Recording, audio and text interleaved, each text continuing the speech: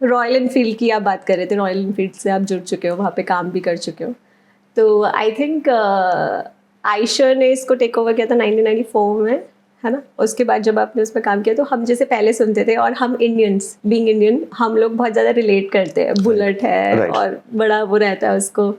तो जैसे पहले होती थी ना एक स्टैंडर्ड बुलेट आई गेस, जिसकी kick I think left side थी और गेयर्स उसके राइट साइड थे। उसके बाद जब दूसरा वाला मॉडल निकला तो उसमें शायद सेल्फ भी दे दिया था, तो वो लोगों को पसंद नहीं आया था। हाँ. तो मेरे को ये जानना है कि वो लेफ्ट राइट का क्या सीन है, या कहीं भी दे सकते हो आप, या उसको बिल्कुल एक पेक्यूलर बनाने के लिए उन्होंने लेफ्ट में किक दे दी, राइट में गियर्स दे दिए, ऐसे कुछ?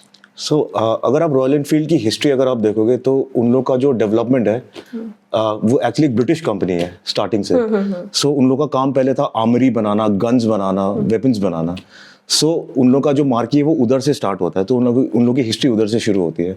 तो स्टार्टिंग से उन लोग का जो अप्रोच रहा है वो काफ़ी नॉन कन्वेंशनल रहा है। जैसे एक उन लोग की स्कूटर है, you can call it a scooter come bicycle, जो वो लोग एयर से ड्रॉप करते थे एंड आप उसे खोल के जो मिलिट्री पोर्शन होता है उसे चला के लेके जा सकता था in the battle field. Oh wow. तो अगर आप एक रॉयल एनफील्ड को देखते हो, it's basically like a Swiss knife. उसमें बहुत सारे टूल्स होते हैं, बहुत सारी चीजें होती है, and it is kind of customised and modified to your own taste. So ये जो किक वाला जो आपने पूछा था, ये था कंपैटिबिलिटी के लिए, बिकॉज उस टाइम पे टेक्नोलॉजी इतनी हाईटेक नहीं थी। सो स्पेस सेविंग के लिए उन लोगों ने किक और गियर एक साथ दिया हुआ था, which was on the left side.